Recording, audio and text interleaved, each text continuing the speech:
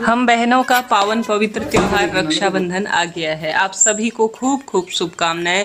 भाई बहनों का यह प्रेम इसी तरह से बना रहे, आपके परिवार में खुशियों का आगमन हो, ऐसी प्रार्थना महादेव और माँ भगवती से करती हूँ। आप सभी भक्तजन मायके जाएं तो इन चीज़ों का जरूर ध्यान रखिए। यह चीज़ें आपको अपने साथ नहीं लानी है।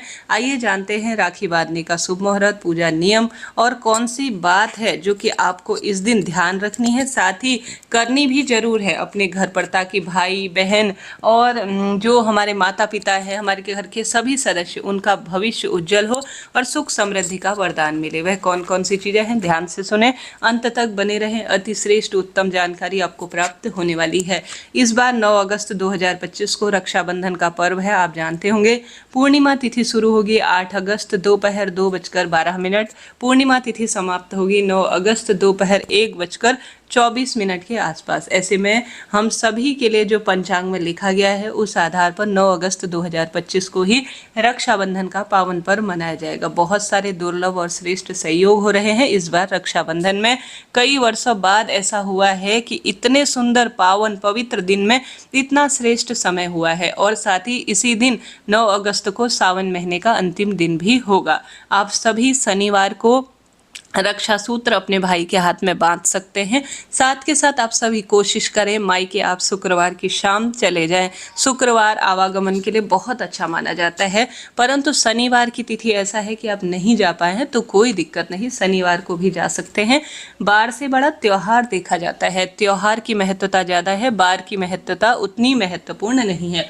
अन्य दिनों हम बार के महत्व को और नियम को और उसके जो विधान है उसका पालन करते हैं, परंतु त्योहार अगर बिना बार के पड़ जाए तो उसकी जो है कोई महत्वता नहीं है। कई बार आपने सुना होगा शनिवार बहू बेटियों को मायके से विदा नहीं किया जाता है, इसलिए इस चीज का ध्यान रखें कि आप संभव हो तो शनिवार चले जाएं, परंतु स्थिति ऐसी रहती है कि नहीं जा पाते हैं तो शनिवार जाने में, शुक्रवार को आप न जा पाए तो शनिवार भी कोई दोष नहीं लगता है, आवागमन कर सकते हैं।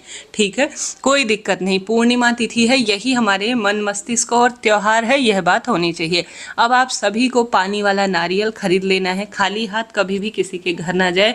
बहन बेटियां कोशिश करें अपनी इच्छा शक्ति सामर्थ्य अनुसार बड़े मन पूर्ण और प्रेम से, किसी के प्रति हमें भावना नहीं रखनी है कि हमें यह मिलेगा वह मिलेगा, हमें कुछ नहीं चाहिए।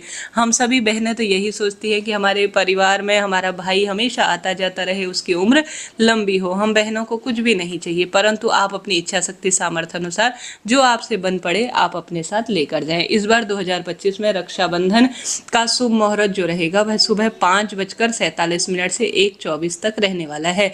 आप इस शुभ समय में रक्षा सूत्र बांधते हैं तो बहुत बढ़िया है, नहीं तो पूरे दिन भर में रक्षा सूत्र अपने भाई के हाथ में बांध सकते हैं, कोई दिक्कत नहीं, क्योंकि भद्रा का साया इस बार है ही नहीं। अनावश्यक फालतू ही यूट्यूब इंस्टाग्राम में तमाम वीडियो फैलाई हुई है जिनका कोई भी प्रभाव नहीं है। इस बार रक्षाबंधन नहीं जो है, किसी भी स्वरूप में भद्रा का कोई साया नहीं है। पूरे दिन भर में राखी बांधी जा सकती है, परंतु सबसे अच्छा रहेगा कि आप 1:24 तक बांध लीजिए, क्योंकि इस समय तक ही सावन पूर्णिमा विराजमान है। इसके अलावा पूरे दिन भर में राखी बांध सकते हैं। इसके साथ साथ कभी भी इस बात का ध्यान रखना चाहिए कि आप जो है शाम के समय, जैसे प्रदोष काल हो जाए तो रात्रि में रक्षाबंधन ना करें तो अति उत्तम रहेगा। जो है बहुत सारे परिवारों में यह बात देखी जाती है, कही जाती है कि रात को राखी नहीं बांधनी चाहिए। आपके भाई का जो मुख है, जब आप रक्षाबंधन करेंगे तो दक्षिण दिशा की ओर आपका भी मुख नहीं होना चाहिए, भाई का भी मुख नहीं होना चाहिए। दक्षिण दिशा मृत्यु की दिशा मानी जाती है। पूर्व या उत्तर दिशा की ओर ही बैठकर कोई शुभ काम करना चाहिए, इस बात का ध्यान रखें। साथ के साथ आप सभी जल्दी उठें, पीले लाल रंग के कपड़े पहने, सफ़ेद काले नीले कपड़े ना पहने, सुंदर पूजा की स्टील पीतल तांबे की थाली तैयार करें, उसमें गोल बत्ती का घी का दीपक अच्छी तरह से, बीच में दीपक बुझने न पाए इस चीज़ का ध्यान रखते हुए दीपक प्रज्वलित करें। मिठाई रखें, कलावा आप बांध कर जो हमारे पास नारियल होता है उसे तैयार कर लीजिए। रोली चंदन मोली जो है अच्छी तरह से पूजा की थाली में रखें। चावल खंडित ना हो, इस बात का भी आपको ध्यान रखना चाहिए।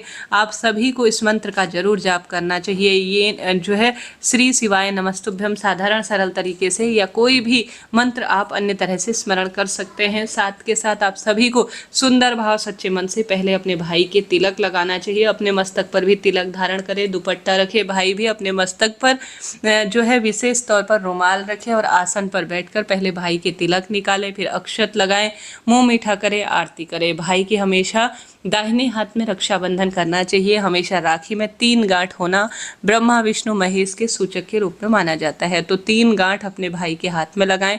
बड़ा भाई है तो प्रणाम करें, छोटा है तो खूब सारा दुलार दीजिएगा।